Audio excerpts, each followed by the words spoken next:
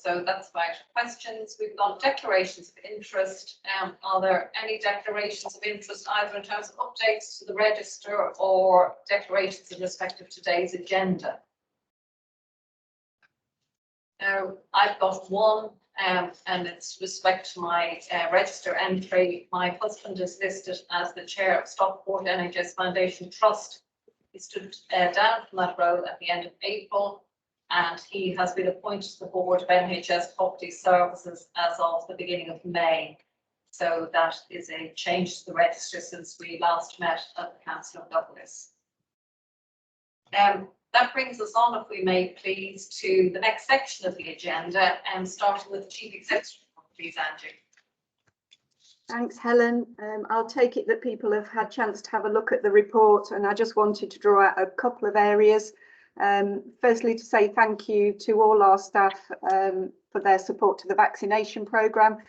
It's out of date the minute we've written these reports, particularly on that front, because the vaccination programme really is going at pace now, and our staff responded to a request and are doing as of today to support the national programme locally to increase the coverage of the vaccination programme. So just for governors to be aware of that, and I'm sure join me in thanking everybody on making that amazing progress in Derbyshire.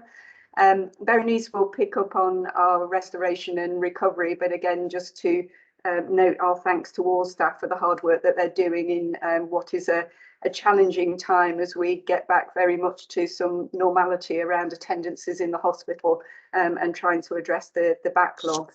And lastly, just to draw out, you'll see there's quite a bit in my report this time around the system working, lots and lots of various discussions progressing, and I think worthwhile as reflecting as we talk through today as a council how we support that work, and our key role as being part of the system going forwards.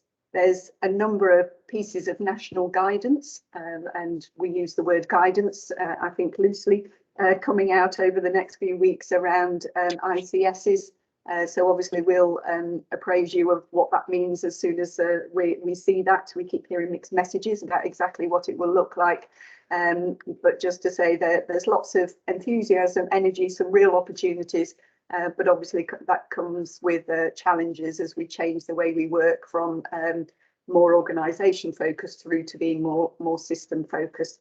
So they were the main points I wanted to draw out. Helen, happy to take any questions. Thank you very much, Angie.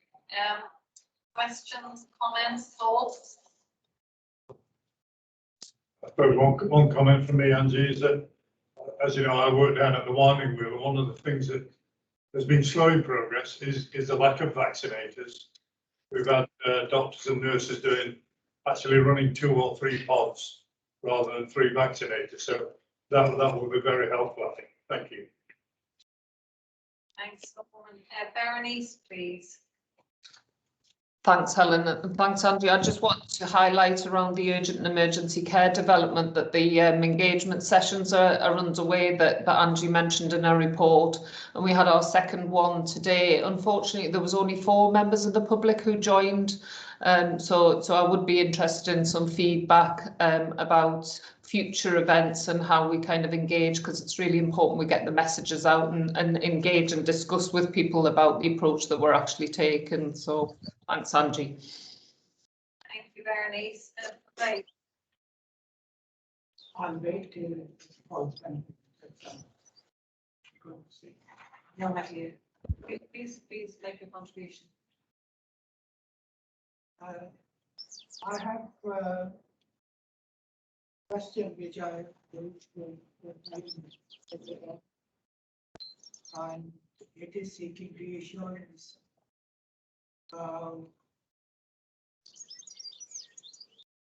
education, training, workforce development, research, job planning. I'm sorry, Pervez, I'm really struggling to hear. Let me paraphrase, if you like. I've got a habit of shouting. Pervez raised a question about the impact for education, training, workforce development and job planning and appraisal. on the back of the COVID situation and our need to focus on recovery. I was looking for some assurance around that. I suggested to Professor that Jeremy might be able to provide it in the update from the People Committee. But if there's anything in particular executive colleagues would like to add now, please do.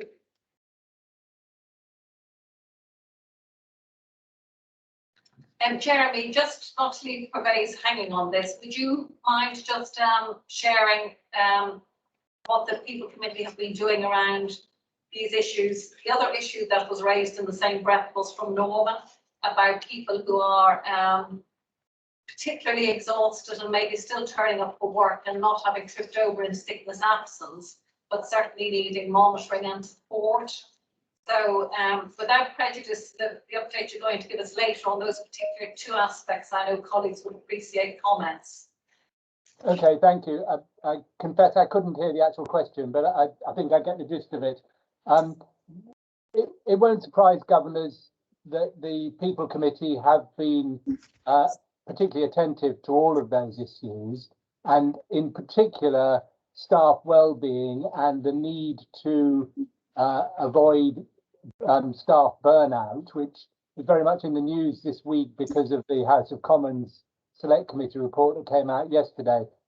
We have, as I think governors know, a range of initiatives in place to support staff well-being, and they're being taken up to a greater or lesser degree of enthusiasm. I have to say, personally, I'm a little bit frustrated because we haven't been able to pin down any firm evaluation of which of those are better than others. But nevertheless, the fact is that they are being taken up by staff, and that in itself must show that they're being well received. We've been encouraging staff to take holidays, led from the top by Angie in her various missives and so on. That's really important in terms of maintaining staff well-being. And I think it's true to say, and in fact it is being said in Berenice's update about operational recovery, that staff recovery and people recovery is the first step on service recovery. So I think one can say with all honesty that this is very much in the front of our mind, and it is something that we've been paying attention to at People Committee. The other things touched on there were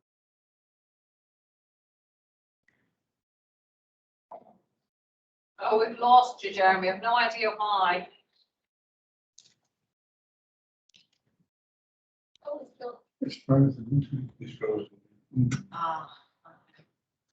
Zoe, in the interregnum, can I leave you to fill in some of the gaps and make whatever point you want to make? Yes, absolutely. I don't know if this is what Jeremy was going to say or not. I was in particular talk about appraisal. So to build on what Jeremy's talked about, governors may be aware that our appraisal season for non-medical staff usually runs from April to July each year. So we're in that period at the moment.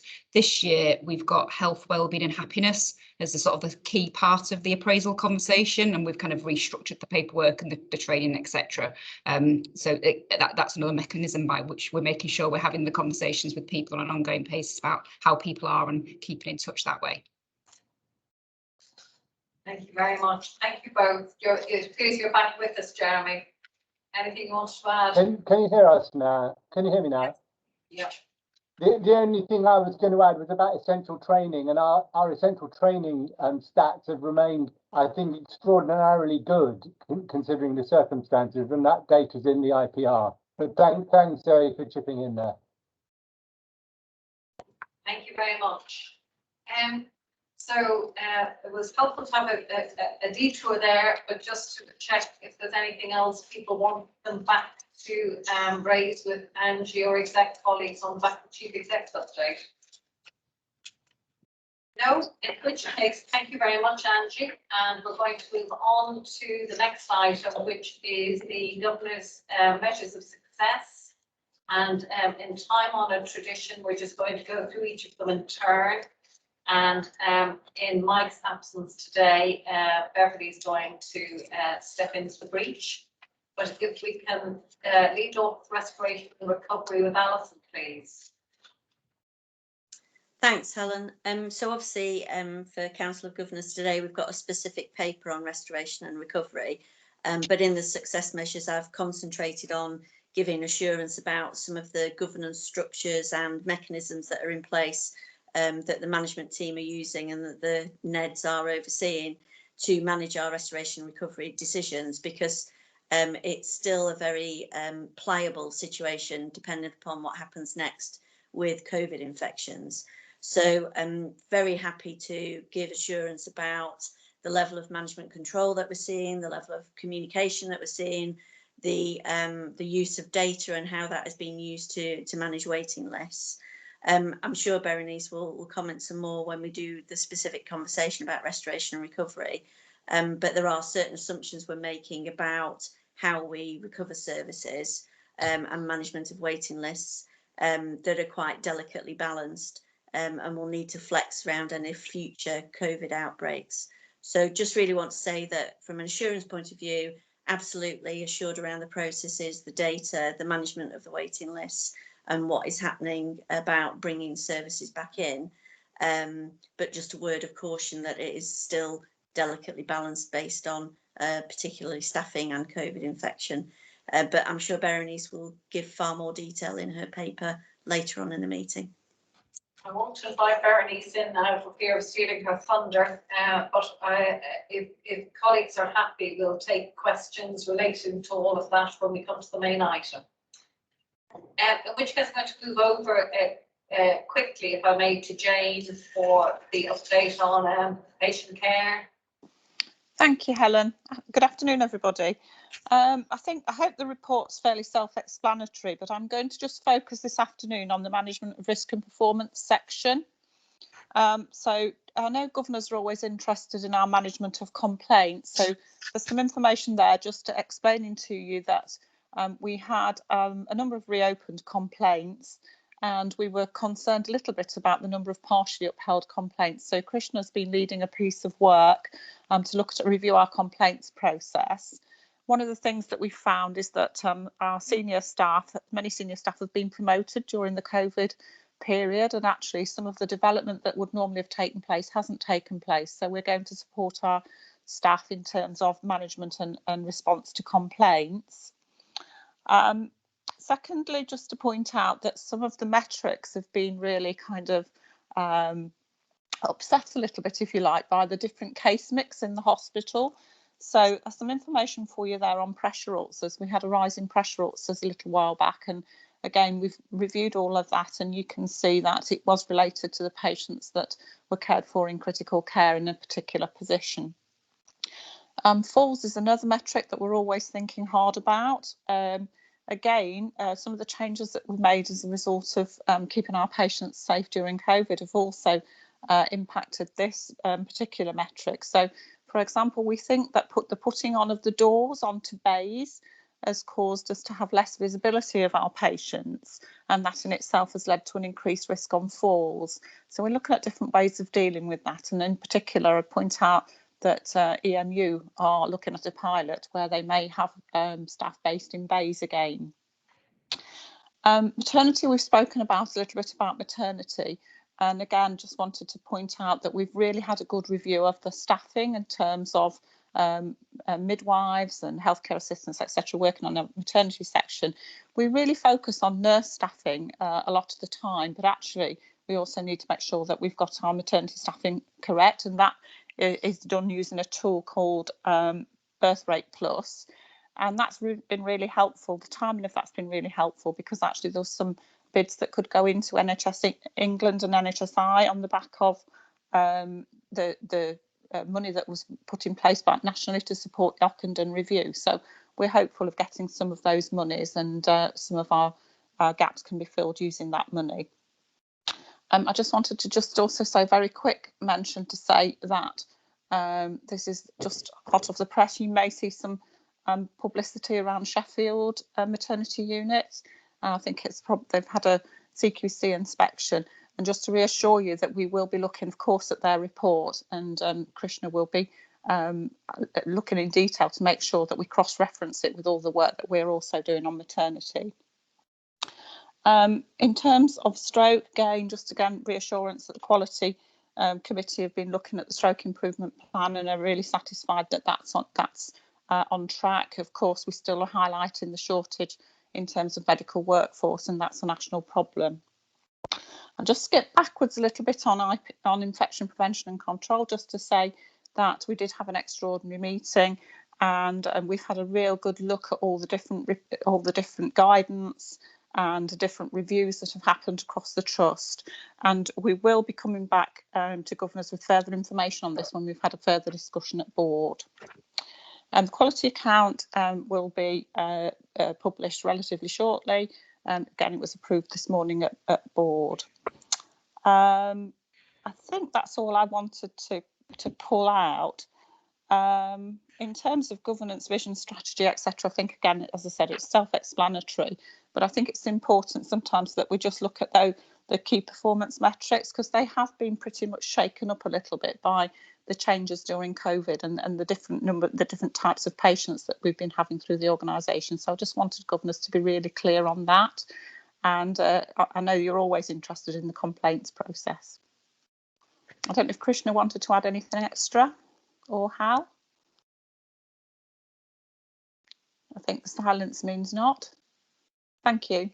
Oh, Krishna.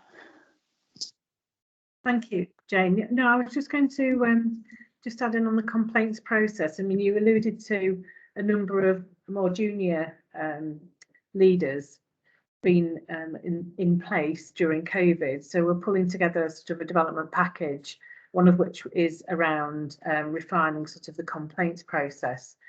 So one of the key sort of asks when I first came into post was about trying to get a patient feedback and a more timely response to patients who were raising concerns. We have sourced an appropriate sort of tool, if you like, called Care Opinion, that we would like to purchase. But one of the prerequisites is that we equip our teams and our staff with being able to resolve locally sort of areas of concern, and we don't feel that we're in that place at the moment because of the junior workforce that we've got in some of these key posts. So we need to equip our teams first with doing some education and training, which is going to be happening over the next few months. Then we'll be in a position to be able to move forward with that to try and get some timely, so that the patient feedback is that it's very responsive. It comes on a platform. It informs the ward leader. The ward leader would then come straight back to that person. But if they're not equipped with the way to say things or how to say things, and if they come across defensive, what we would be concerned currently is that might do more harm than good. So we need to equip our leaders with more education and training to be able to sort of support the complaints process, so that it doesn't lead into a formal complaint, and that patients, if they've got concerns, can be responded to really timely. I couldn't be more excited, Krishna.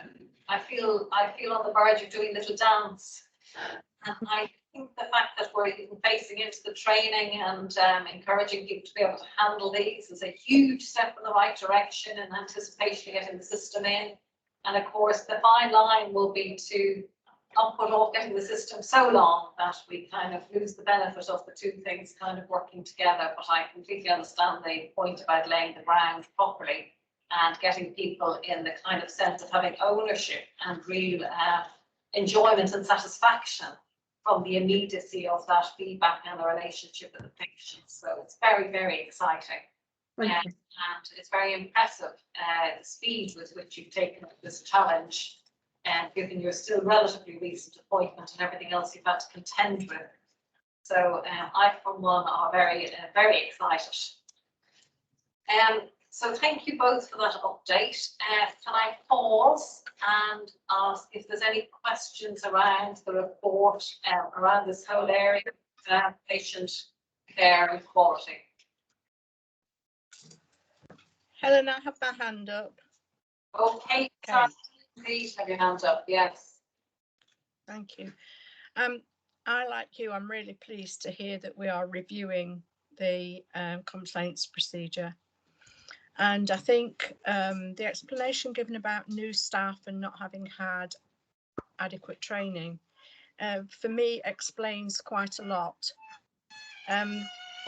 You will be aware that I recently complained about the discharge of my ex-husband, and the explanation I got was that there was nothing wrong with the discharge. Well, the discharge had followed process, yes, and I think that's a big part of the training. Don't just say, well, we followed the process, we ticked the criteria, because it's sometimes a little bit more than that that needs to be looked at before the discharge even.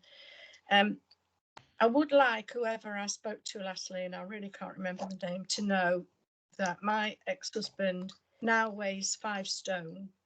He can't go out, he's wheelchair bound, can't walk, and he is very depressed. Now, I'm not saying that that would have affected the discharge in any way, but I do feel that discharging patients home when there's no proper sort of follow-up put in place, which there wasn't here, and I know again that's not the hospital, but I'm so glad that you're looking at it, and I do hope that the human aspect will come into play a lot more than it did, certainly in my experience. Thank you. That's a very big point you raised, Kate, and I think this particular approach to patient care will help resolve some of that in terms of the intimacy and the speed and the responsiveness of the dialogue between patient and carer. But I think the points you raised go beyond that, Kate. So I think some of that we need to also take on notice, in the interest of examining whether or not we're doing everything we might aspire to do in that regard. So I feel sure Christian and colleagues will want to take that away and give it further thought. Yeah, thanks for that. Thank you.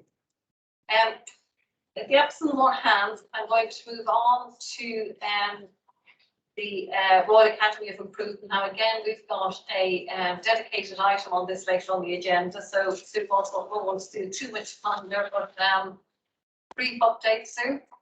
Yeah, thank you, Helen. As you say, I won't labour it and steal Berenice's thunder. But again, hopefully you'll find a nice, the annual report I think is a really easy read. But just to pull out some key points, really, I think it's great to see the Academy just carrying on apace and playing such an important role in the hospital. But I'd like to just call out really the important and essential role it's playing, leading on this activity of improvement at the system level in the region. I think particularly if you look at the information on the patient-initiated follow-up, the PIFU, that, you know, we're playing a regional and a national lead role in that, which is a really important patient-led element of the service. It's got great governance in place with the really detailed divisional plans and the improvement delivery group monthly meeting. I'm pleased to see it's still very much about focused on our staff and their ability to generate and implement sustainable change themselves, which is where it all kind of started. I think also it's really reassuring to see the focus in there in outpatients, especially in light of the elective recovery plan at system level. And again, from a patient perspective, the video consultations, really great patient feedback on that, and really impressive now to see that that's offered in every service in the hotel. You can tell I've just been on holiday, can't you? And also just to call out the work that's been done at the Joined Up Care Derbyshire level at the improvement programme, and how important it is for that to be data driven, and just to note the great work being done by Berenice playing a lead role in that for shared data at system level. I think all the pathways that the teams are focused on and all of the myriad of improvements are really well detailed in the annual report. So again, I won't labour those, but I think what I would say is there was a slight worry, I guess, from all of us that the massive amount of energy that went into improving things when COVID struck, because we had the burning platform, that, you know, we might slip and we might lose that energy. And I would just say from my perspective, and speaking with Maria, as I do frequently, I'm not worried about that at all. And I think Berenice actually wrote in the report that the team have seized every opportunity during COVID and since, you know, the peak. So I think that, yeah, I mean, a round of applause to the team for the work that they're doing, but particularly important for us to keep focused on the improvement from system-wide as well as in the hospital. So I'll stop there, except just to say to urge governors to join the virtual improvement forums if they can, and also eventually to join in person when we're able to. That's it for me, Helen. Thank you very much. Again, if colleagues are content, we might leave the broader questioning until we've heard the full presentation. So that brings us on to Royal Primary Care and the development of the strategy and the implementation of the PPP. Thank you, Helen. Afternoon, everyone. Yes, so I think three key areas here, or two key areas and one element to mention.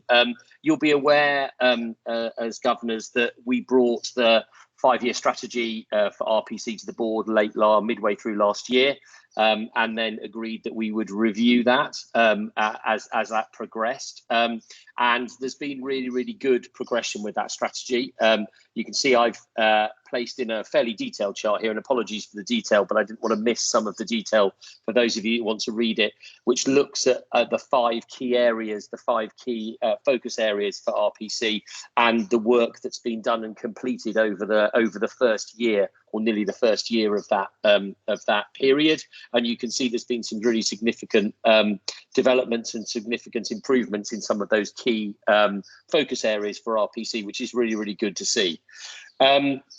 I think the second piece is probably around engagement with RPC and engagement with CRH in relation to PCNs in North Derbyshire, and traditionally that's been very much led by RPC at the point of that on behalf of Chesterfield, and with ongoing conversations there's been a significant kind of change in that strategy now, and that's being much more led by CRH now. Clearly RPC is part of that strategy, but actually it's probably not appropriate for them to lead that strategy.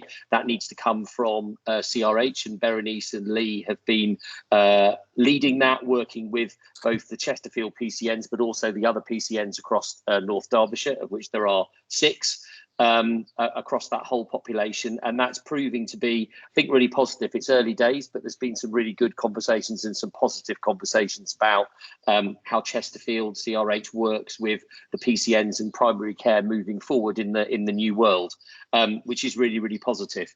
The other element, which is more of an update, really, I can't go into all the details, but the RPC and CRH have been approached by another practice which wishes to join RPC. Those conversations are ongoing. For obvious reasons, Helen, we don't ever discuss the name of those details of the practice for obvious reasons.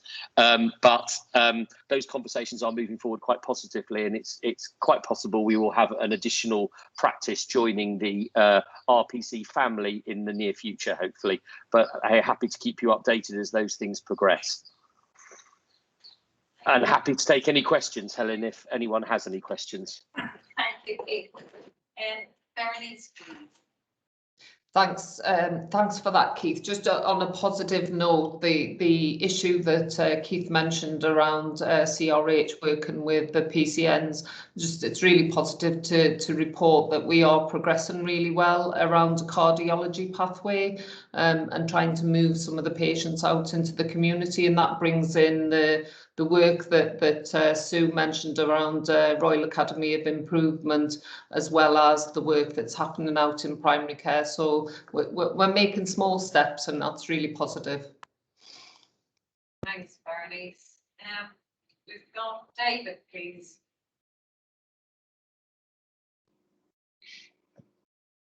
I was very interested in Keith's report, but quite frankly, it would have helped me have a little bit of a breakdown with the initials that he kept using.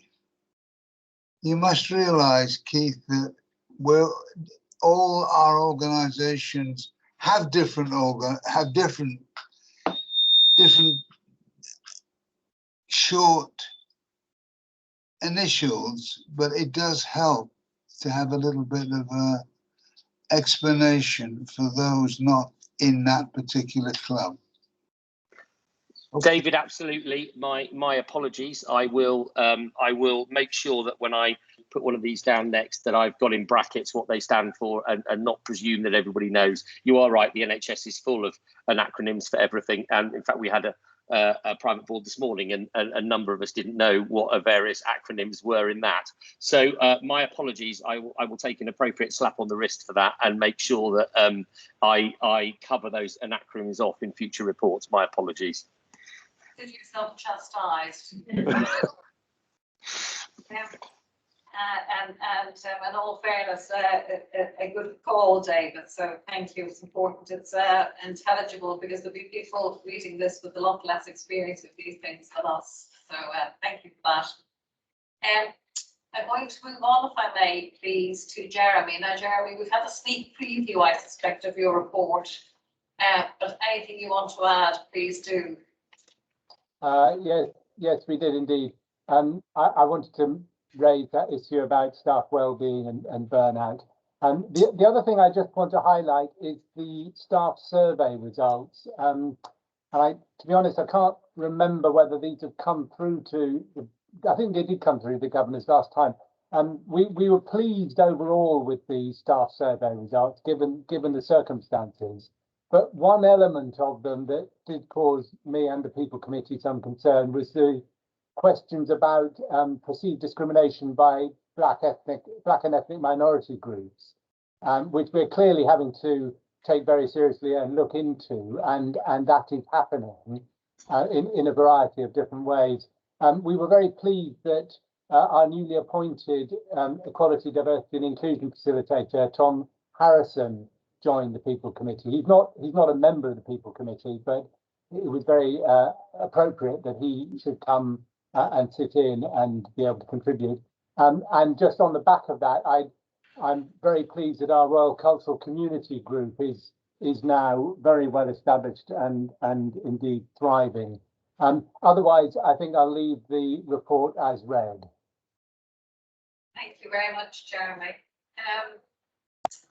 Any further comments? I think it might be worth saying that in our kind of catch up over our sandwich earlier, Judith and a number of other governors raised the issue not about BME outliers on the staff survey, but about the concern that we've identified around violence and harassment and bullying, whether that's kind of staff on staff or patients on staff. We had quite a discussion of that in our informal session, and I did explain the work that's been done to you know, through radio and newspaper, to explain that we have a very low tolerance for this sort of behaviour, where it's not some sort of, you know, clinically induced delirium, but where, you know, people have free will to decide how it is they're behaving towards NHS colleagues receiving service. So that led to quite a discussion, and Pervez drew our attention to the fact that the hospital has a very good policy in this regard, but perhaps we don't have consistent implementation of that policy in a way that's really underlying our commitment to staff. And Norman then was able to share with us his experience of being on the bench, and organisations that do or do not prosecute in this regard, and whether or not we've considered that sufficiently. So I would have given that feedback when we got committed about, you know, the feedback from the informal session, but it seems very relevant to the update from the People Committee, so I added in at this juncture now. Anything else from anyone on this issue? No? Okay. In which case I'll move on, please, and Atul to talk us about innovation through working at a system level. Thank you, Helen, and good afternoon, everyone. As I've said before, this item tends to sort of pick up on a number of things that other colleagues have also reported on. And up till now, within the integrated care partnership structures, the issues have been about, you know, getting the structures in place and, you know, making sure that all of that is working. That is still going on, and that's also being reported elsewhere. But I was quite interested to see practical examples of the work that is being done, either as a result of COVID or our normal improvement processes. But but stuff that can be actually tangibly pointed to in terms of giving you the assurance that you know, this area is being looked at. And thanks to Berenice, we've got some examples here. So this is the main change, if you like, from my previous reports, is that you've got a whole range of examples of practical things which represent innovative actions on the part of ourselves and our other colleagues. And of course, going on from there, we can look to see, you know, how far this is impacting. And there are other ways and means to actually do that. But I hope to be actually reporting on some of these in future as to how effective they have been in terms of delivering that innovation down to the patient effectiveness level. A real step towards making it all real rather than theoretical at all. So thank you very much for that. Anybody want to raise any questions or comments with that all on the back of that update? No. Moving on then, please, to procurement, if we may. Are you stepping into the breach, Beverly? Because I'm conscious that Lee has also offered. So either or both of the procurement update.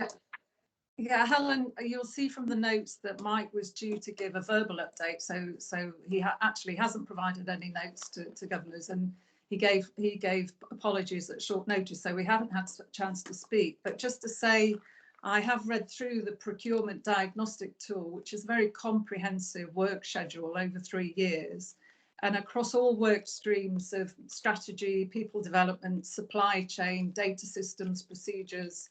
The report shows that we are where we'd expect to be in line with level 2 initial assessment. So from a paper-based analysis, I can give assurance, but it would perhaps be helpful if we invite Lee to give some more colour to that. Well done, thanks Beverly. Lee. Thanks Beverly, thanks Helen. Yes, we've, as we kind of get back to slightly more business as usual running for procurement, we've now done our initial desktop assessment against the level 2 NHS procurement standards.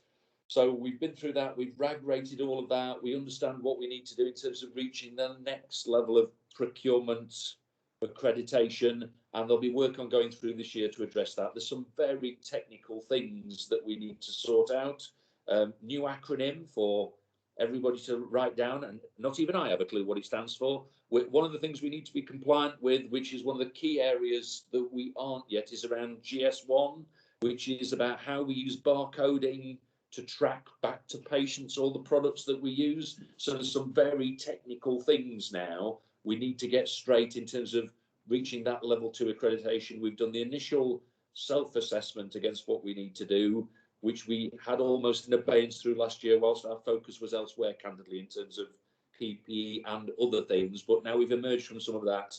We've got a work plan that we've started to lay out about how do we meet the level 2 standard of procurement for the NHS, which not many NHS bodies have reached yet, but at least we've got that initial self-assessment and we've got a work plan about what we need to do to deliver that. But I think that's more than enough, not least raising another acronym that not even I know what stands for. You get the gist though, and it seems like a great step forward, doesn't it, by that kind of traceability. So thank you for that both. Eddie. Just to say it's Global Standard 1, just for those showing off, Eddie. Stop showing off, Eddie. I've spoken to a national conference on that and I couldn't remember what it stood for, but well done. Thank you very much. In the absence of any hands, I'll move on to the last but by no means least update, and it's back to Keith for the update around the digital strategy, please. Thank you, Helen. I will apologise in advance if there are any acronyms in here that I haven't explained, but I've not had a chance to look at those. So there's 2 areas I think that are important here, really. So in terms of everything that's been going on in CRH in relation to its digital roadmap and its digital roadmap for the next 2 or 3 years, you'll see I've included a very colourful chart which talks about the work that's complete, the work that's being implemented now and moving forward in 2021 and onwards. That's within CRH, and it's a significant plan and a significant amount of work that's ongoing. Both Ian Hazel and John Court have contributed into a document which talks around how we deploy these kind of new technologies and digital engagement into the trust, and that is quite extensive and quite deep, but it does lend some interesting views in terms of learnings, and there are 3 key learnings on there, I think, for us as to how we deploy these kind of solutions, both in a COVID environment and outside of a COVID environment. It's undoubtedly COVID has added complexity to delivering some of these programs and slowed some of them down. But I think there are some key learnings there that as an organisation we need to look at as to when we move forward as to how we deploy these kind of technologies and this digital engagement to make sure that it really delivers well for the organisation and for the staff in the organisation, and then ultimately delivers its aim, which is a better outcome. In terms of the involvement with Joined Up Care Derbyshire, there are a key number of strategies currently across Joined Up Care Derbyshire from a digital perspective. Chesterfield is very well represented in that. Myself as non-exec, I sit on the digital board, and we have a very engaged group of people with Stephen from procurement, John Court, Ian Hazel, who are part of that group. And probably the biggest piece at the moment of work that's going on that will become most evident, I guess, quite soon to governors and to patients in general is the Derbyshire Shared Care Record, which is in the process of testing as we speak at the moment in terms before rollout by September. But that is a significant programme across the whole of Derbyshire. Chesterfield is not only the contracting body of that, but very strongly represented on that. But that's the whole of Joined Up Care Derbyshire coming across to give unified access to clinicians across both the NHS, local authority, social services. So it's a very significant programme. There are other significant programmes, but that's probably the largest at the moment that is going on across Joined Up Care Derbyshire. I'll stop there, Helen, and take any questions if anyone's got any. Thank you very much, Keith. We've got a hand up, Maddie, please. Yeah, it's just that one on those kind of 3 points of learning. Is there any kind of what's the next step and how we move forward from that learning? Because obviously they're kind of quite big and complex issues, but it's kind of what's the next step and how we ensure that we're kind of moving toward that next step. So I think that's a really good point, Eddie. I think this report has only just been done and come in and being viewed. So I think there are a number of conversations that need to come from this and move forward. I can assure you those conversations, Lee's nodding, those conversations are being had. I think it has, you know, the element in here is how much do we remove because it's COVID related and how much of that would happen in an ordinary world. So there's a piece of work about really understanding that, and then really understanding how, for me particularly, this focus, it's point 3, I think, but the one around how we focus to be really clear that we're trying to roll something out and we're focused on that one thing rather than trying to focus on multiple different things all over the place, because it's about being master of none if you're not careful. So I think there are lots of learnings and there's a lot more conversation, I think, in fairness, both internally within CRH, but also within Joined Up Care Derbyshire as to how we bring those learnings into the reality so we don't fall down the same holes a second time, Eddie. So I can't give you all the answers, but I'm very happy to report back when we've had longer to kind of analyse that and work through what the implications of that will be. And as was mentioned earlier today, of course, the cavalry are arriving in terms of further capability and capacity in this area with the appointment of an executive director level role to take a lead on digital, which I'm sure will help enormously as well. Very good.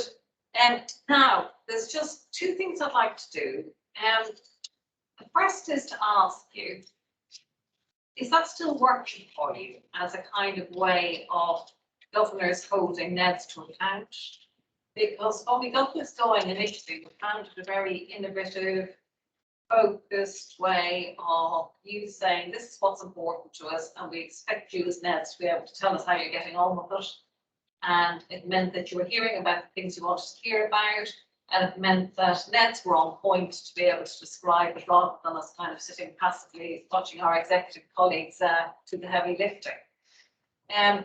But I suppose I'm conscious that maybe there's been a bit less questioning of that than there has been before, and it could be because we're in this kind of strange hybrid sort of setup that it's less easy to get the conversation to flow. And so if the answer is it's working fine, that's fine. And the second question is, We're going to have to update this soon, not least of all because we've done the strategy refresh.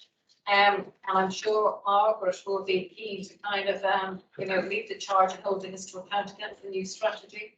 So we might just need to give a bit of thought to how it is we kind of do that. When I go to you in the first instance, Margaret, just to take the soundings around how that's all still working and how you might want it to evolve. Yeah, I mean, from a personal perspective, I think it's. We might need to shout a bit. Yeah, so from my own personal perspective, I think it's still a very good process. I find it really useful to have these documents and to go through them, and it does give us a chance. And I know, as I have shared it in the broader world in the ICS as an example of how we do it, and joined up Care Derbyshire were very impressed with that process, and they're actually thinking of stealing something similar for their own governance. So I think it still works well, but it must be an up-to-date and a live document, so it does need to be refreshed from time to time, and I think that's so. John and Nicola and I have been having a few conversations about how we do that in line with aligning it with the trust strategy. What we've done when we first set this up, we actually had a sort of an open forum, governors to come and actually discuss with the exec about what the priorities should be. We're probably not in that situation of being able to do that now. So one of the suggestions that we're wanting to make is that the nominations committee perhaps have a more in-depth discussion, having looked at the updated trust strategy. The nominations committee then have a conversation to try and refresh this document, see if any of the measures will change or have a slightly different focus. It might have things that have happened, and then bring that back to council at some stage for council to approve that. So I don't know whether people feel that that would be a sensible approach to do. Thank you, Margaret. We'll open that to comments. Kate, please. Thank you, Chair. I find it a really, really valuable process. And I wish that we had it in the council, but we don't. I think maybe the reason you don't get so many questions is that the reports that we're getting, albeit mainly verbal, are very comprehensive.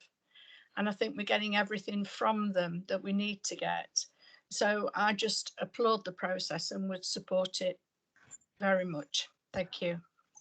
Thank you for that. And just to say, as Ned, I mean, we do really take it seriously. We feel a bit like turning up for an exam at school, not having revised properly if we weren't kind of ready to give you the comprehensive version of events. And as we were saying at board this morning, what it is you hold us to account does get measured and does get managed.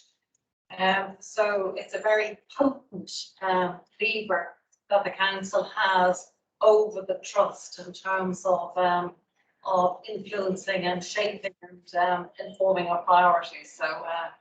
So thank you for the time you take to do that. And it sounds like Margaret working with norms to bring something back to council. So thank you all very much for that. We've got two exciting presentations coming up next. The next one's on restoration and recovery, which has been trailed as a subsequent one trailed, that is on the Royal Academy improvement. So we'll go next to restoration and recovery for the full works of events, please, Bernice. Many thanks. Can I just check, Helen, are we comfortable that everybody's seen the slides and you're happy for me to give an overview, or do you want us to put the slides up? I think it might be really helpful, Bernice, if you put the slides up and not to go slavishly through them, but I'm sure you might want to kind of illustrate the narrative by reference to one or two of them, not least of all to orientate government around the pact. Okay, well, I will try and share them. I need Keith's help. You want me to do it, Berenice, for you? I know you've done it. Oh, has it worked? Yeah, you just need to go back up to the top. I can't see anybody at all, so when I do that. So anyway, I'll provide a bit of an overview. Is the first one there? No, you're still on EMT recovery. I think you need to go into the slideshow view. Strange. You're on the right slide. I'll just check whether everybody can see it because it's not in slideshow. There you go. Perfect. Great. Thank you very much indeed. So I just want to point out, although I've been very kindly given this opportunity to update on restoration and recovery, it's really important that I recognise the massive input that all of my exec colleagues have placed to enable us to put this plan together. You know, just for example, without Hal's support around the clinical requirements about what we can do and can't do, linking to some of the guidance, we wouldn't have been able to put some of the plans in place. Without Lee's input to the Enhanced Recovery Fund, which helps us go over and above what's required, we wouldn't be able to be in this place. The presentation comes with some caveats. What's really important, and Jeremy's really helpfully given us a flavour and an overview of all the health and well-being aspects that are ongoing for staff at the moment. But it is really critical that we recognise that the health and well-being of our staff is important when it comes to our restoration and recovery plan. And that we recognise that, you know, staff do need annual leave, staff do take sick leave, that has been impacts during COVID, that may have some impact on this recovery plan. Just to say that the plan is the best case scenario. There is some slight flex on it, so we haven't kind of put 100% into everything. So you will see as I go through some of the data that we've overachieved against some of our expectations. But this is based on the current COVID modelling that we know about.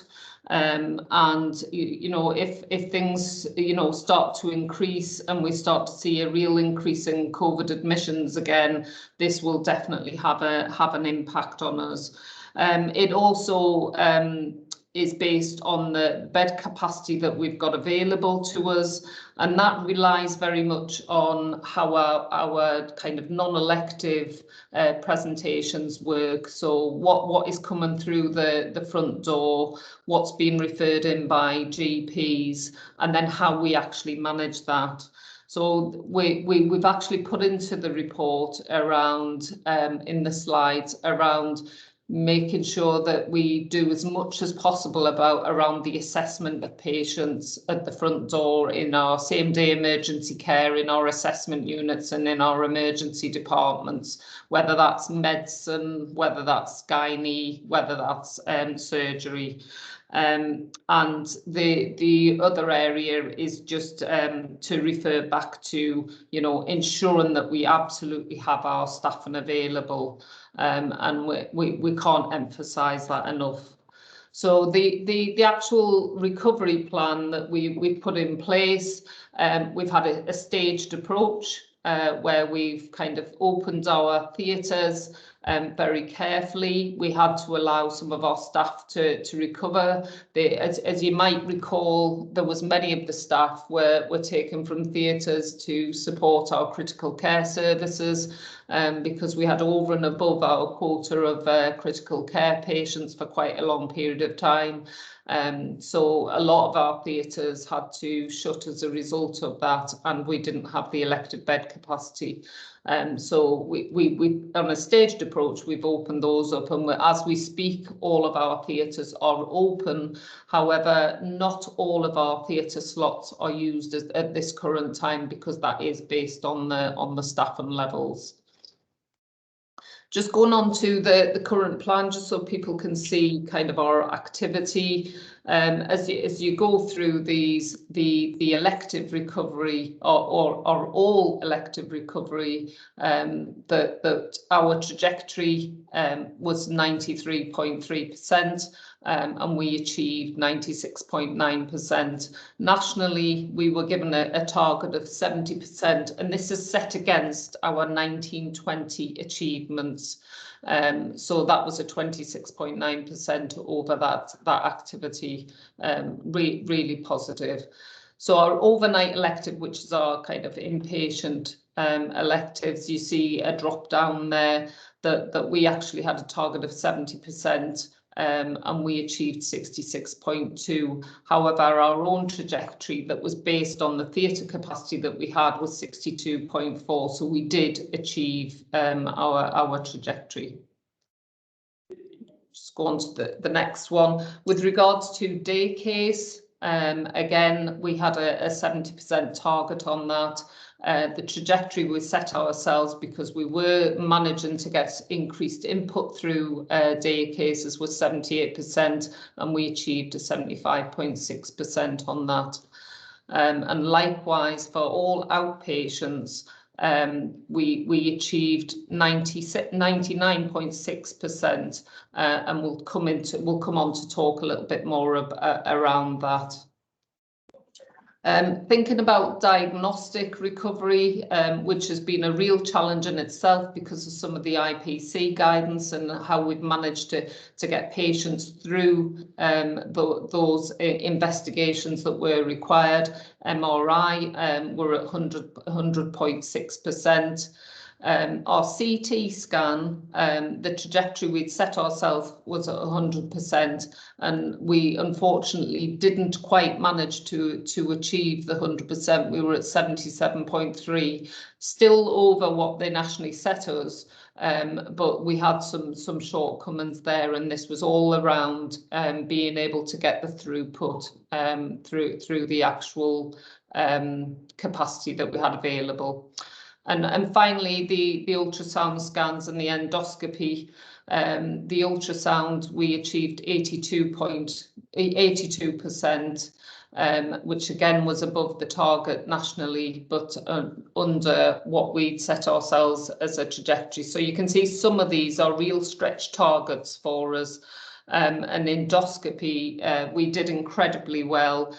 We've actually put on a mix of in-source and additional lists that the staff have been willing to do over weekends, and we actually achieved 126.4%, but we recognise that we've got quite a backlog in endoscopy, given that, again, the IPC measures, the infection control measures, sorry, I should say that in full, and also the way that we were able to put it through the swabbing that was required for those patients, and the fact that it was an aerosol generated procedure, so extra precautions needed to be taken. So Claire Carson, who was our performance lead for the organisation, very helpfully has presented some of our waiting lists in a different format, and we thought it would be really helpful for the governors to look at was just around what it was like in February 2020 compared to what it was like now. So I won't go through every single one of those, but I can certainly come back to that. But you can see that there are some areas where we've seen increases, but there are also some areas where we've actually seen some improvements, and I'll come on to that with the outpatients. So I'll just go on to, sorry, just to take you back to the last slide. So just with regards to the outpatients, I just wanted to highlight to people that obviously we've moved to a very virtual world, and this created capacity in itself. We used to, through GPs, every patient would be booked onto what's called an ERS list, and an appointment would be booked for you immediately. Then the consultants and the nurse practitioners would go onto the system and they would review those patients. and they would triage them and obviously identify that some could wait longer, some didn't need to be seen at all, and then there was a huge workaround needed to happen as a result of that. What they put in place was a referral assessment, which allowed patients to be booked on to say they needed an appointment. The triage then happens immediately, and the patients are fortunate enough to know exactly when they need to come and how they're being prioritised. And that means that our whole waiting list is then visible to us. We've also moved to a lot of patients that are virtual, and what's really important that is we recognise that where required, patients will still get a face-to-face. So if it's clinically appropriate, we will have those appointments available. But there is a lot of people that are really happy and they're really welcome, and not having to disrupt their day, not having to travel to site, not having to sit and wait and be delayed at clinic because an emergency's happened. So there's been some real benefits around being able to do virtual, although we've got a lot more work to do around the videos. The other area, just on as I move to the follow-up waiting list, is that we have introduced, and you'll have seen in Sue Glue's report around the Royal Academy, we've started to introduce patient-initiated follow-ups. That allows the patient to have much more control as well. Again, historically, we would go to an appointment, we would see our consultant, and they would say, I'll see you again in 6 months' time, and we'd keep going on that cycle. We're now trying to give some of that responsibility back into the hands of the patients. Again, it's not right for everybody, and there has to be some patient choice around that. But a lot of patients really welcome, because 6 months later, actually, they don't really need to come in and see somebody, or their conditions improved. So it allows them to actually initiate that follow-up directly with ourselves as well. So we've got a lot of work to do around that, but that work is underway and is covering a number of specialties, as you've seen in Sue's report. And again, then the inpatient waiting list and day case waiting list. I'm just going to come on to and pause on this slide, which talks about our trajectory and us trying to give the governors and obviously the public some assurance that we're on top of this. As I said at the start, there are some caveats around our recovery. Everything lines up. We are absolutely assured that we will achieve these deadlines, but if things kind of falter off, then we will see some of these timelines move. We have rag rated these, so the amber ones that are highlighted there, ophthalmology, orthodontics and orthopedics, just to pick those out specifically for you.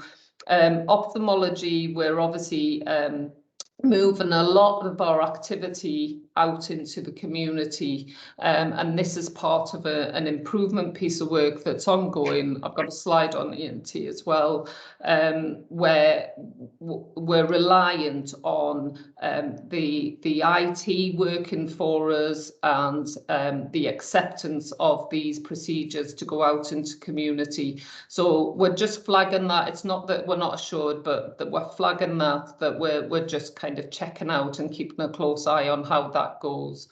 Orthodontics, so we some time ago, we agreed to transfer our orthodontic service to UHDB, and the lists were closed down for orthodontics. The plan is to get those up and running by August 21, but we still have some work to do with UHDB to ensure that will happen. So all being well, we'll be able to turn that green. Orthopedics, as I said early on, this is reliant on bed pressures. We have ring-fenced 16 beds for orthopedics to allow us to get through our backlog, and at this moment we feel pretty assured that we can do that. But obviously, if we see the COVID inpatients or the non-electives increase to a point where we need to move capacity through, there will be an impact again on orthopaedics. But we are man-marking all of this at the moment. And finally, dermatology is RAG rated as red. You can see that's a May 22. That is because there is more work being done on the mitigations, and we're looking at if there's any additional insourcing models that we can access, or additional locums to be able to support our recovery on that. So there is further work to do on that. With regards to in-source and outsourcing models, we currently are only using that for endoscopy and for ophthalmology. So it's a tiny proportion.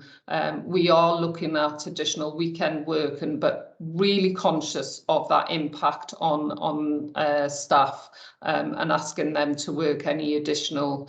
And the outsourcing, so you could class the independent sector as that. You'll see that there's 7% of our activity is being done through the independent sector, and that's something that we've got in place nationally. That doesn't come without its challenges itself, but we really appreciate the support from the independent sector. Then on the cancer outturn, there was a focus requested to look at cancer.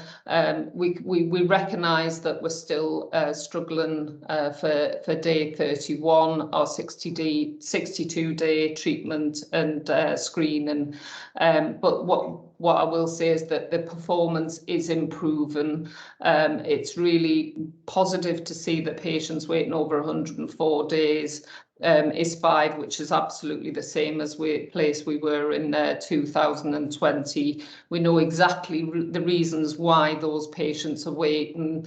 3 or 5 of them were down to diagnostics. And we are actively working to resolve all of those cases. The patients that are on the cancer, again, sorry, patient tracking list. So there's another one that we've missed putting in. The number there is over 1,000, but 72% of those are less than 31 days and 92% less than 62 days. So we are moving into a better place. And appointment slot issues for 2-week waits remain low. We did have an issue around breast 2-week waits, but again, that active piece of work and the service manager worked really hard to resolve and put in some mitigations. We've resolved that issue, and again, linked to the Royal Academy of Improvement, they've been working with the services on a breast pain pathway, and that went live on the 1st of June, which will really help some of the community access to the right pathway, and it'll actually reduce some of those inappropriate 2-week referrals that we see coming through. So that, again, that's really positive.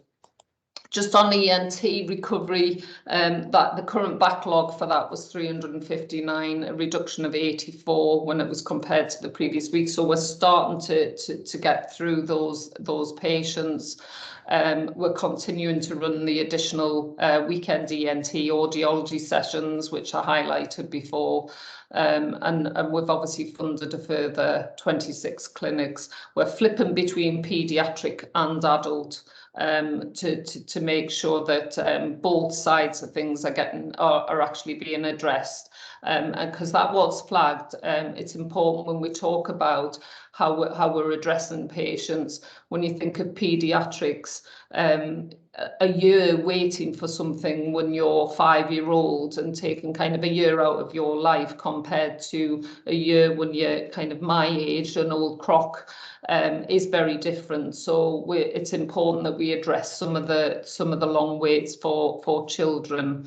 And on the prioritisation, all of the lists are being clinically prioritised. We do a submission every single week to highlight from a priority 1 through to a priority 0, the 0 being patients who still are deciding that they at this point do not want surgery, just to make sure that we actually get patients through that are clinically requiring those procedures.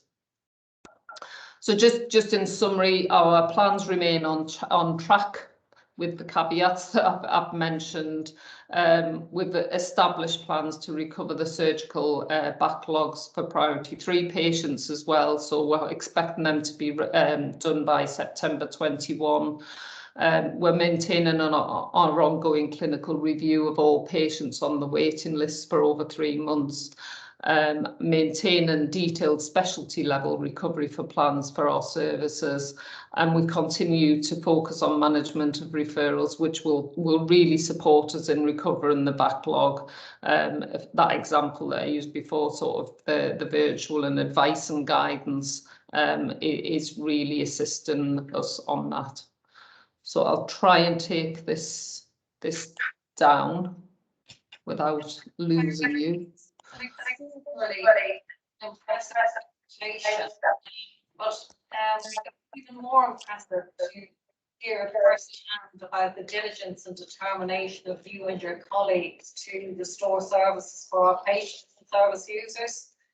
It's really, we've used this word a lot during COVID, humbling, but to see that that focus and, as I say, determination is equally humbling. And as we've all said, this phase is going to be just as important in terms of population health as anything that's gone on in the last year. So thank you and very well done. I shouldn't be at all surprised if there are a number of questions for you on the back of that, or thoughts or observations. So if I can throw it open. Gervais. I will echo you and say well done. A big well done from up here. Tom.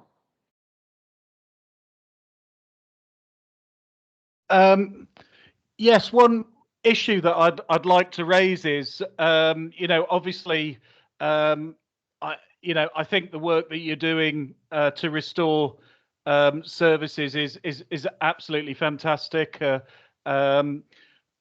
But a concern that I have is that a lot of what we do, a lot of the services that we provide, are going to be very heavily impacted by how quickly primary care returns to a normal working pattern.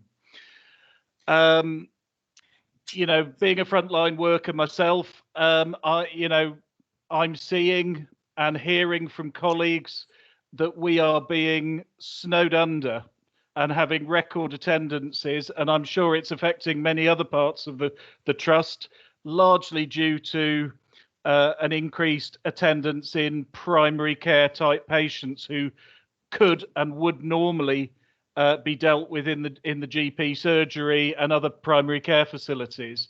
And I just hope that side of things starts to come back to life pretty soon, or things are going to get tough and ugly.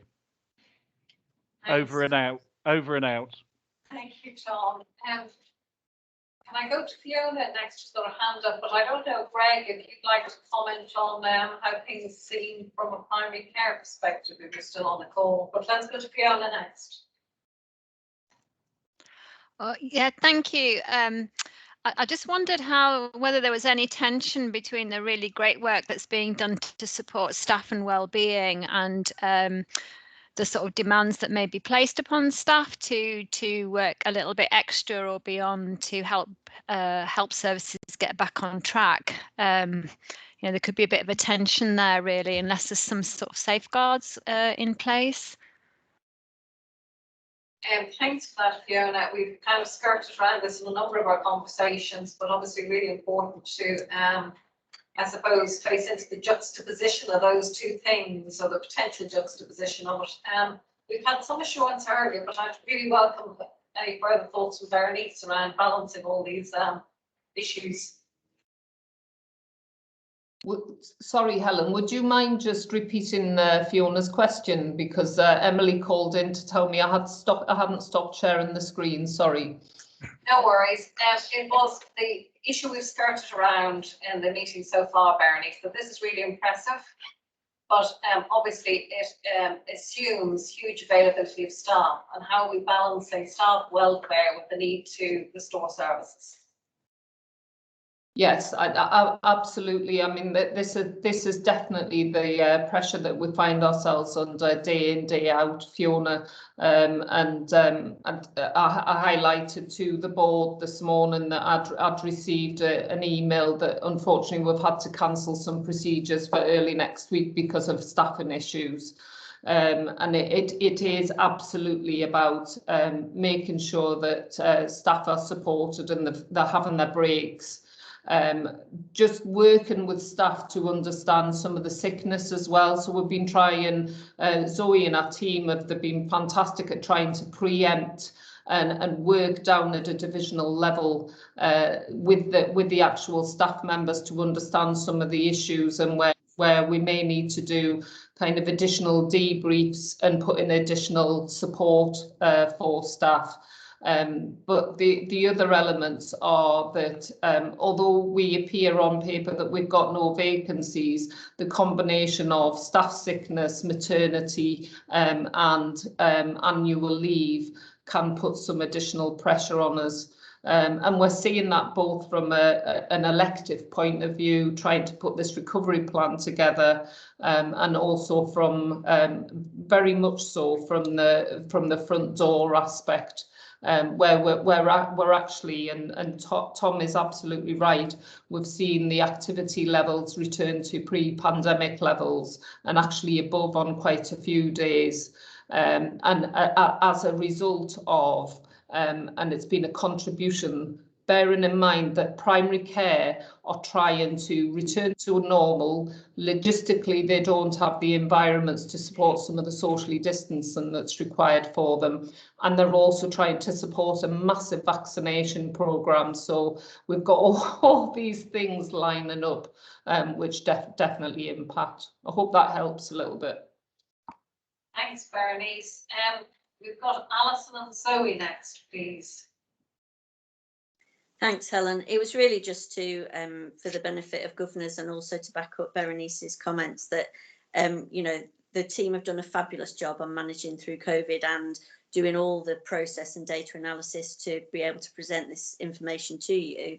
But as I said in my success measures commentary, we can give assurance about the processes and the data, but you know, we need to be really sensitive about staffing and other things that may happen to take this plan off track. So whilst I think Berenice and I are very happy to give you assurance on certain things, we're going to need to be flexible about our approach to the final achievement of managing this backlog. So would love to give you assurance and have exact dates, but I don't think we're quite in that place yet. So just want to be clear that I think things will flex, but that the team are managing it really, really well. Is there going to be an increase in budget, even temporarily, to help all hospitals really get back on track? I mean, I know there's a problem about staff skills and shortages, but is there additional money to kind of have a temporary hit squad, if you like? Is there anything has anyone been discussing that at the higher NHS level? You know, at one point we were going to fund and support Nightingale hospitals, which never really happened. Is there going to be an additional fund that can kind of be a sort of hit group, really? Do we know? You're on mute, Berenice. Sorry, we do have the Enhanced Recovery Fund, Fiona, that we can access, certainly for additional elective procedures.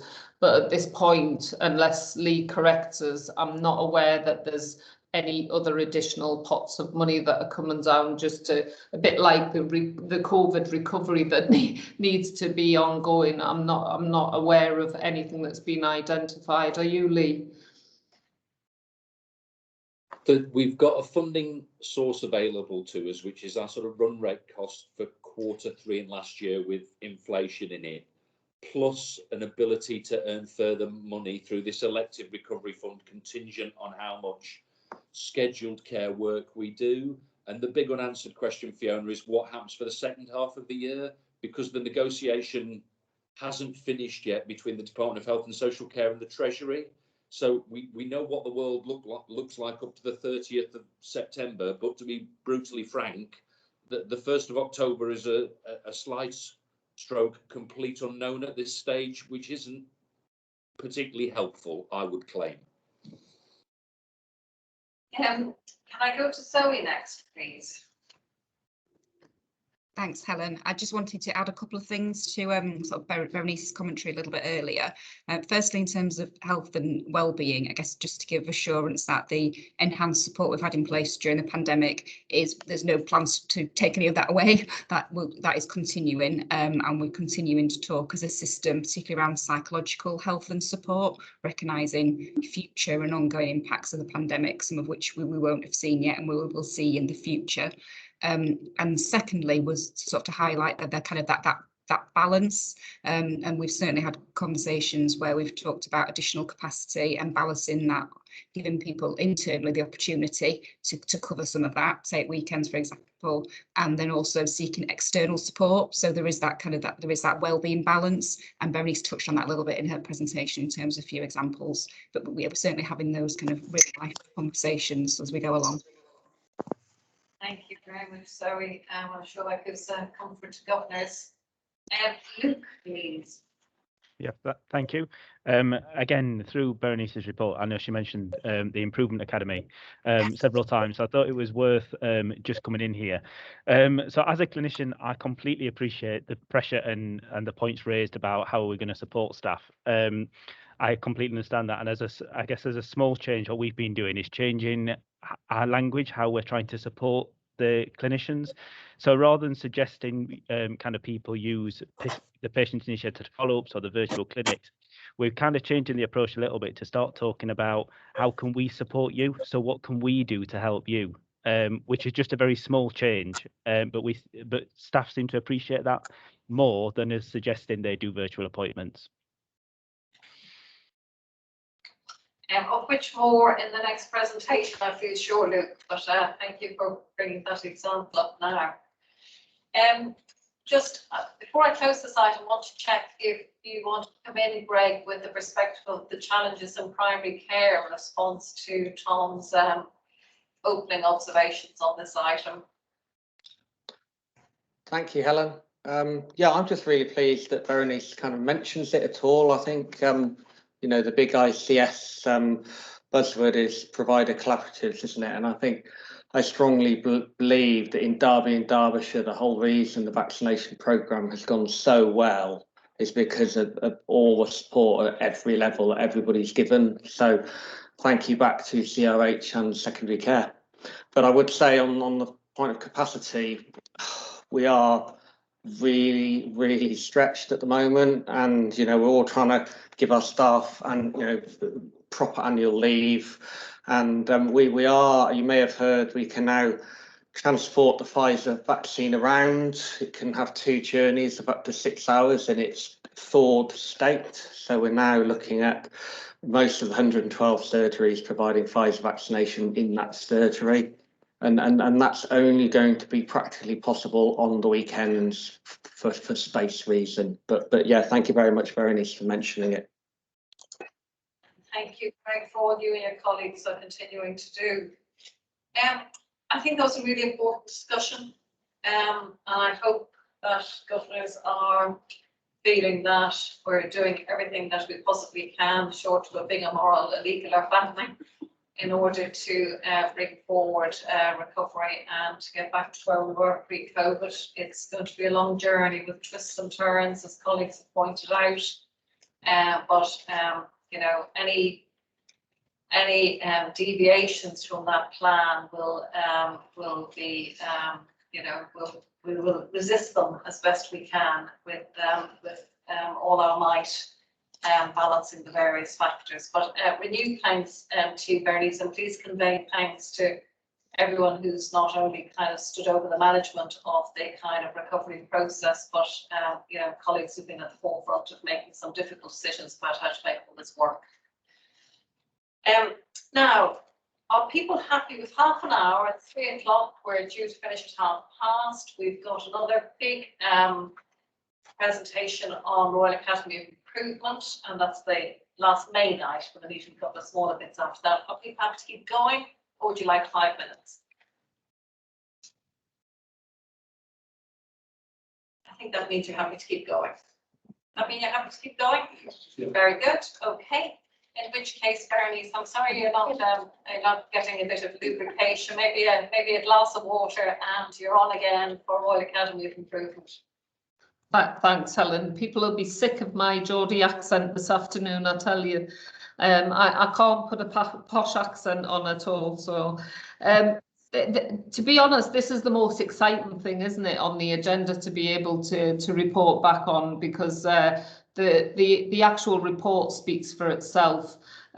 Maria is quite hard on herself, Maria Riley, when she says, oh, I haven't managed to get all of the information. There's some fantastic work that's been going on out there, and we haven't managed to document it because actually staff were really busy doing the doing and weren't able to write it down. But even the information that we've been able to provide you all today is outstanding, the progress that's been made.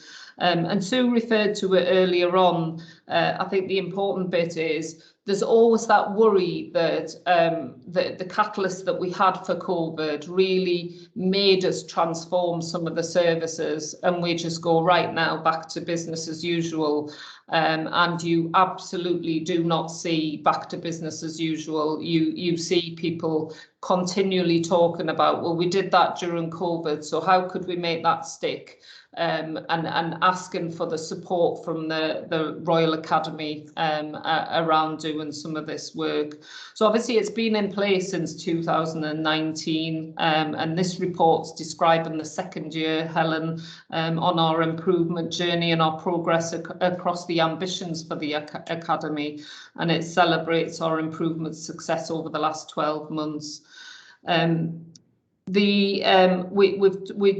We've described within kind of the development of our improvement approach how we've done a successful blended model of the listening into improvement, into action, listening into action, permission free, and really engaging with people against the structured quality service improvement and redesign work. That's the methodology that we've agreed to adopt as an organisation, and we're certainly training, continuing to train staff in that methodology. A lot of people are wanting to come out and be practitioners in CUSA, which is really, really positive. Advancing our Royal Academy of Improvement describes how we've further developed the team, and we've actively used secondments over the last 12 months and given people a lot of opportunities as well to just do something a little bit different and use some different skills. We've paused our training plans due to COVID, but we've relaunched our formal training programme to include new virtual introduction to improvement. And again, that took a bit of work, a lot of work on Maria, Luke and Anthony's perspective to actually get the agreement to transfer some of that training into virtual, and they've succeeded on that. And developing the mechanisms for sharing and celebrating successes. They've taken the improvement forum to a virtual format. And again, even Sue mentioned before, come and join some of the forums. It's fantastic to hear about the improvements that they've been able to achieve. We've maintained our focus on ensuring every member of the team has an awareness of Royal Academy of Improvement, our training offer, and the support that we actually provide. And I think that's fab what Luke was just highlighting before. It's about how can we support you. It is a different way of getting the message across.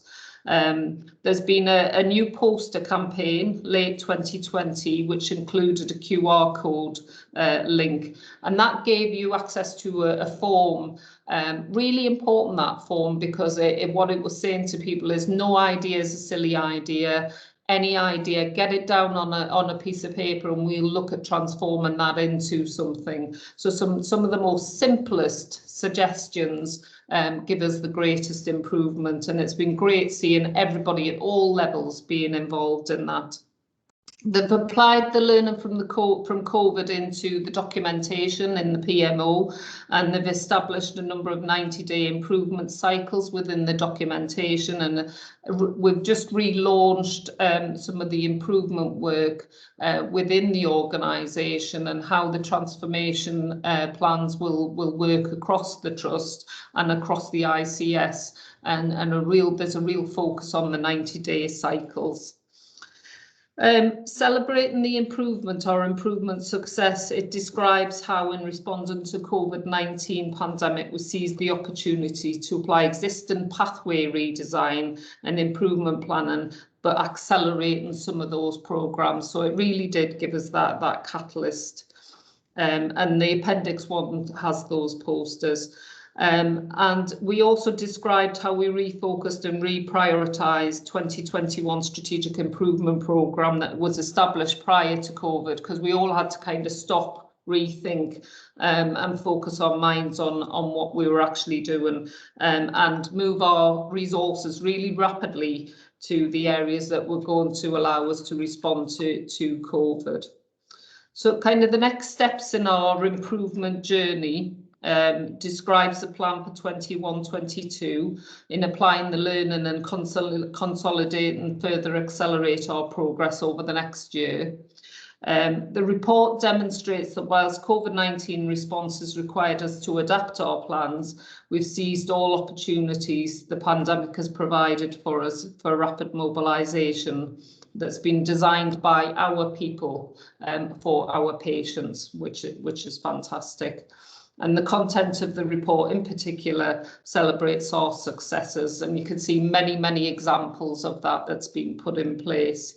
And just to highlight again, hopefully for the AGM this coming year, we'll have managed to capture some of the other initiatives that we didn't manage to get into this report, so we can celebrate everybody's successes rather than the ones that are documented. So I'll just stop there, Helen, for any questions. Yeah, we always said you can't but to have that improvement going on in a period of crisis when we could well have put our heads down and our bottoms up, if you'll forgive the expression, it shows a mature, forward-looking, forward-thinking organisation to respond by thinking how we innovate through the change. So again, huge well done, not only on the presentation, but all the work that it represents. Are there any questions or thoughts or comments for Margaret, please? Yeah, I mean, echo all that. It's some fantastic things, you know, different pathways that you've changed. But just wondering how we're managing to capture feedback from patients who are going through these different pathways about whether they think they're improved. Yeah, we think they're an improvement, but is that being recognised in terms of patient feedback? Thanks, Margaret. I mean, there's a number of different ways, isn't there, across the trust. Obviously, the Friends Family Test that asks about your care anyway. We are looking to put a different mechanism into the organisation anyway, but built into the actual plans, and Luke might want to come in here actually, that built into each of the plans is about the patient representation and about understanding from across the actual patient population how we actually get that feedback. So there are surveys that are ongoing, particular to that improvement piece of work as well. But I don't know if Luke wants to jump in here. Yeah, Bernice, I'm more than happy to. So just, I guess, a few examples just to illustrate what we are doing, Margaret. So, for example, after all the video appointments, patients are provided with a survey to respond, and the clinicians are as well. We have, after patient-initiated follow-up appointments, we're embedding a feedback mechanism in there. Again, a bit of a survey to say how was that experience, if you needed to access patient-initiated follow-up appointments, etc. In the outpatient program, because that's one of the ones which I lead on, we've now making sure we've got a work stream embedded in there, which is purely just focusing on patient and public involvement. And as part of that, a couple of months ago now, we attended a session called Derbyshire Dialogue, which was myself and Maria Riley, where we could engage with the public to ask to speak to them and say, this is what we're planning on doing. What do you think, and how can we tailor it to meet your needs? So lots and lots of different examples there, and there will be more going on, but I can't list them all. Thank you for that, Luke. Thanks, Luke. Eddie, please. Yeah, think about the kind of start is I think it has been fantastic. That report is absolutely brilliant. The kind of stuff they've done. I think my question is around, because it's kind of relied on some very able and very kind of skilled individuals. Not least Luke as one of that team. Are we concerned that if we do lose some of those key individuals like Maria, that some of this work will kind of peter out with individuals rather than it being actually embedded in the work we do every day?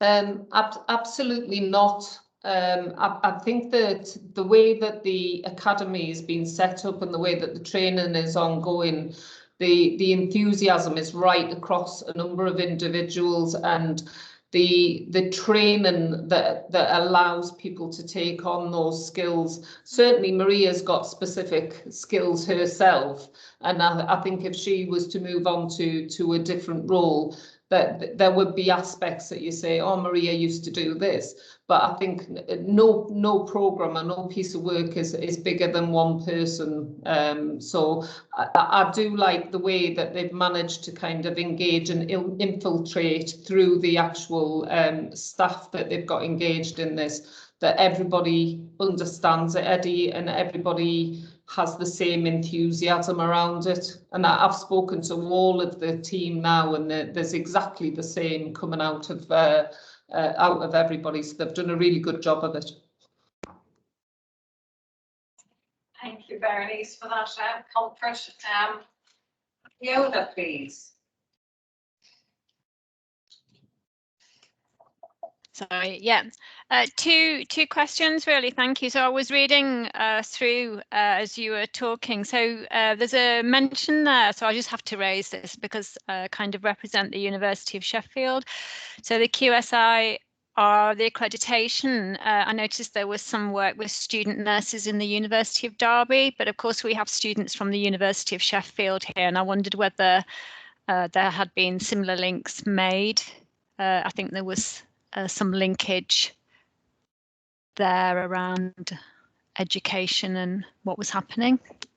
Thanks, Fiona. Luke's jumping straight in there, so rather than me tell you, I'll let him answer. And it's fine, Bernice, please jump in if you want.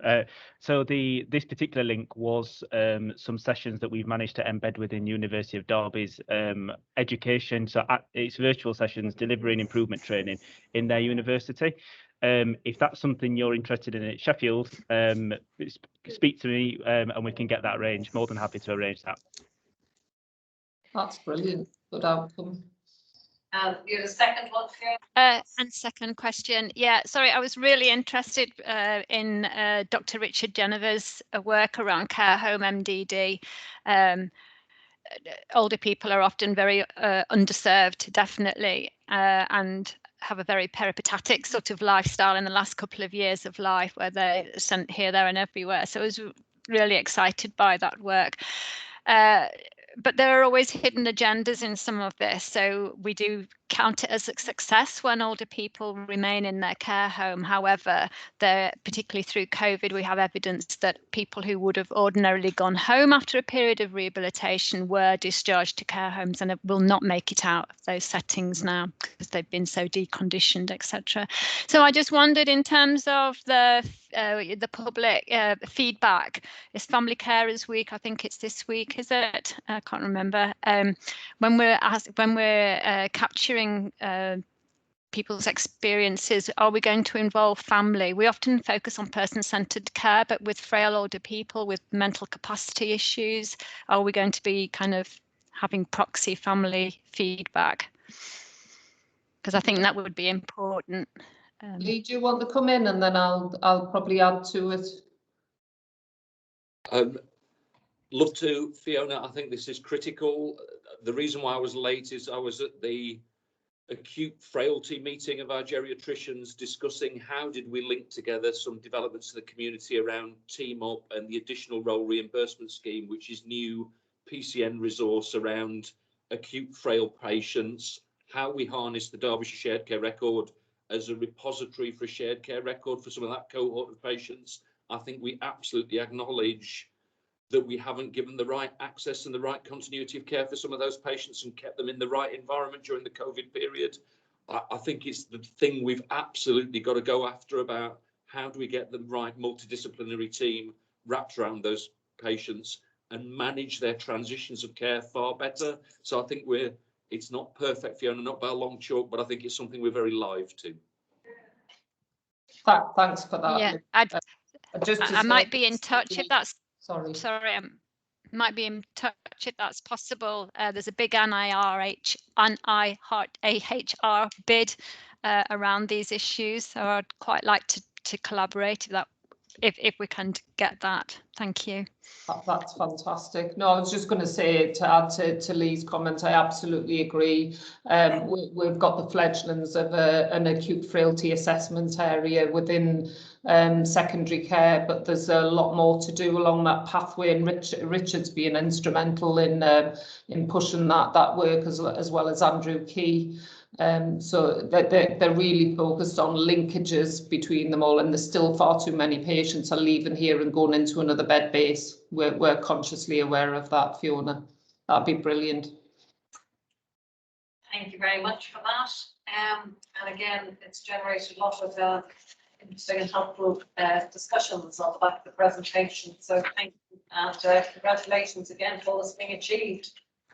Now, for those of us who are breathing our recycled air in particular, you'll be delighted to know we're on the last lap. And we have a couple of small but important items. Feedback from the Governor's pre-meeting is next. We have touched on a number of these as we've gone through the agenda. And of course, we will include a full note and response to each of them with the minutes of the meeting. But just for the record, a request for an update on a substantive update on ICSs, and a reminder that we're going to have Claire Lee at a future meeting and need to make sure that that's happening and the dates are circulated. Issues about violence and bullying and harassment arising from the staff survey and the actions that are planned. Enhancements to IP that will allow us to see each other and our papers simultaneously. Staff welfare in the context of recovery and restoration, and getting the right balance of priorities and making sure that staff are well looked after in the next phase of recovery and restoration. And we had another one about long COVID in particular as an impact on staff, and support in that, and getting an assessment scale of the impact that has on workforce availability. And last but by no means least, an acknowledgement that we're getting lots of information about operations and performance at the moment, but a desire for perhaps some of the kind of more chatty narrative that goes around that, in the interest of governors in particular having more of a flavour of how things are on a day-to-day basis in the hospital, particularly during this period where they're not in and around substantially. So we'll come back on each of those, and as I say, we've done just one or two of them as we've gone through different agenda items. So that's the items from the pre-meet. The next item is governor feedback. Is there anywhere anything been or anything you've done that you're willing to admit to and need to share in terms of bringing other governors into the loop? Any system meetings, Margaret, that you've been involved in, or anything you want to tell governors about? I mean, we're obviously attending the Joint Care Derbyshire Engagement Committee. I'm trying to remember if there's been one since the last council. There's nothing great though. As I say, it was at that committee that we had a discussion about governance within Joint Care Derbyshire, and I talked to them about our measures of success process, and the chair was very interested and asked me to share it with him, which I have done, and he was, as I say, he's certainly considering about stealing the methodology from us, because we felt it was you know, really useful way forward. I don't think there were any other highlights from that. I mean, it's partly the reason I asked the question about getting feedback, because I think during Derbyshire as a whole are conscious of the fact that there have been changes in the, you know, the way the system works in lots of ways, which would normally have gone out for consultation prior to being changed, but of course they've just happened, and now they're now sort of thinking, well, what do we need to go back on to check out with people that these changes are actually where we should go in the future, basically. So that sort of partly led my question about our improvements. Are we checking that these actually are improvements for patient experience? And the answer is resounding yes. Thanks. So I don't think there's anything else that I've been involved in. We've got another meeting next week. So they sort of fall a bit out of sequence with our council. So I may have something to report Next time. Yeah. Very good. Thank you, Margaret. In the absence of any hands, I'm going to move on to the membership strategy and the annual members meeting, please, John. Yes, thank you. Just to update on the work that we've been doing. Of course, we agreed the new membership strategy last year, and in spite of some of the pressure by COVID, we've attempted to keep working on that with the support of the Involvement and Engagement Committee. Attached to the report is an indication of some of the work that we've done and the work that we've got planned. It's a continuing process which will continue over the 5 years of the strategy. What we've been doing to start with is trying to build on the initial building blocks of increased information and communication, but as we move forward to try and do some more practical things about reaching out to people. And one of the things we're tempted to do is try and think about it in all the bits we do, so that it's part of our living approach to work. So obviously there's some reporting on that, but obviously any input or suggestions from governors over all the things we might want to do, that would be useful. Then to touch on the annual members meeting, as you remember last year we used a very virtual approach, which we had some very good feedback on, and it meant that we were able to go ahead and waving our flag a bit. I think we had a more comprehensive annual meeting than some trusts managed to do. But of course, one of the things we lacked was that interactivity, which is really important. Helen mentioned earlier on about questions in the past that have arisen at an annual members meeting, which we've been able to push on even a couple of years after that point. So it's important to get back to that.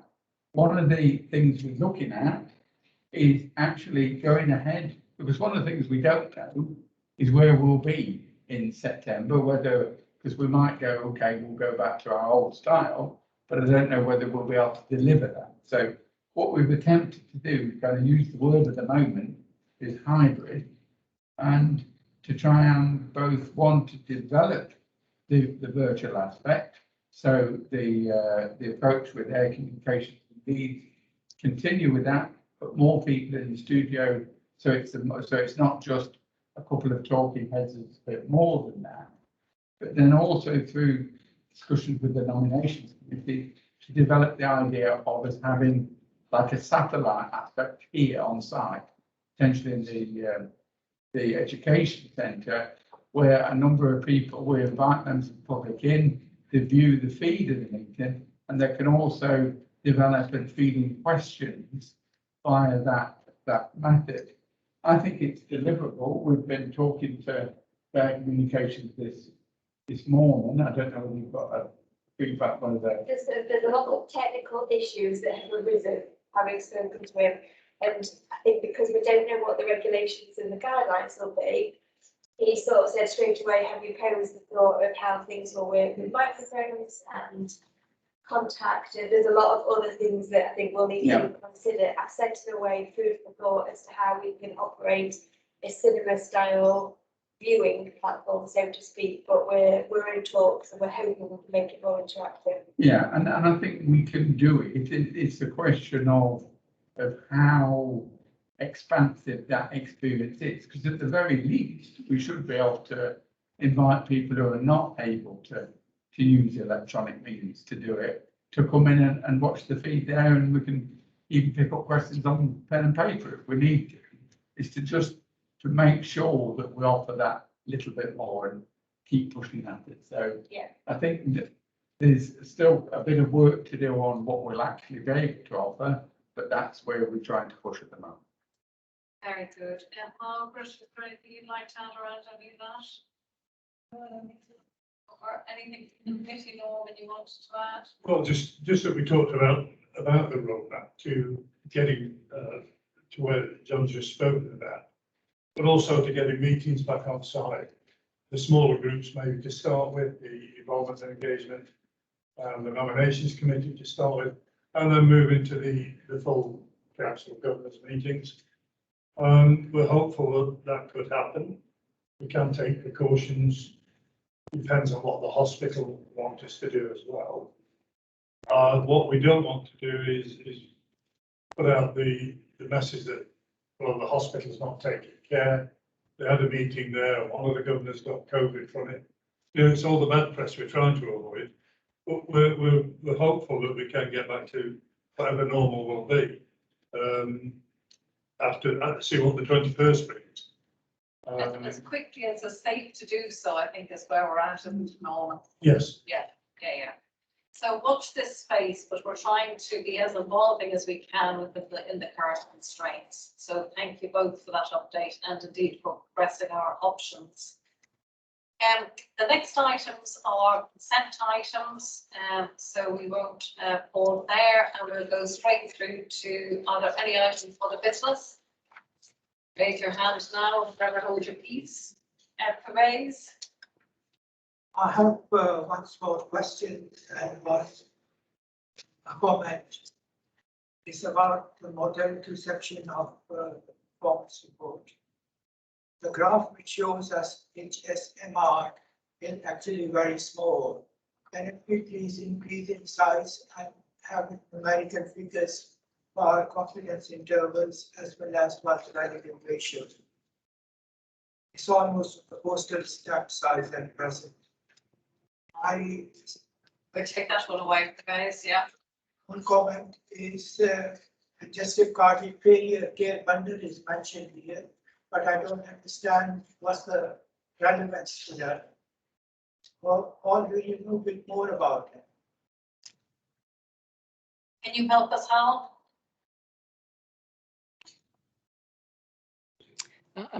I'm sorry, I couldn't quite hear the second part of the question because the reception is not very good from you in the boardroom. Could you? It's a congestive cardiac failure care bundle, and it is mentioned in the mortality section of the performance report, but it does not give any idea why should it be here. So it's the congestive cardiac care bundle. Yes. And I think Pervez's question is about what is it the IPR is trying to tell us in this regard? Why is it included? What is it we need to know? It's included because the HSMR data, which is the sort of national data regarding mortality, flagged up a higher than expected mortality around congestive cardiac failure. And so we'd done some work internally, and there were various different aspects identified, including that sometimes patients weren't going to the right ward, sometimes there was delays in starting them on the right treatment, sometimes there was a delay in recognising when the patient was perhaps moving on to a more palliative stage in their illness. And the bundle has been put into place to try to address those things. There were some difficulties with the rollout of the bundle, and it is now part of our what's called CETO, which is our electronic record system, which then has enabled better uptake of that bundle and better engagement of the relevant specialists. So that's the reason it's in the IPR, because it has recently been a concern, and that item is to hopefully assure both QDC, so our Internal Quality Committee, board and governors, that we're recognising that there's an issue and are trying to act and do something about it to improve care. Does that answer the question? Thank you very much. Very well explained. Thank you very much, Val. Norman, you had one? Just on a positive note, 2 emails from colleagues who've been in the trust. They both had some elective surgery, and the comments were that even though the troubled times that we've been through, the care, the attention, the detail, that it was just a massive positive experience for them.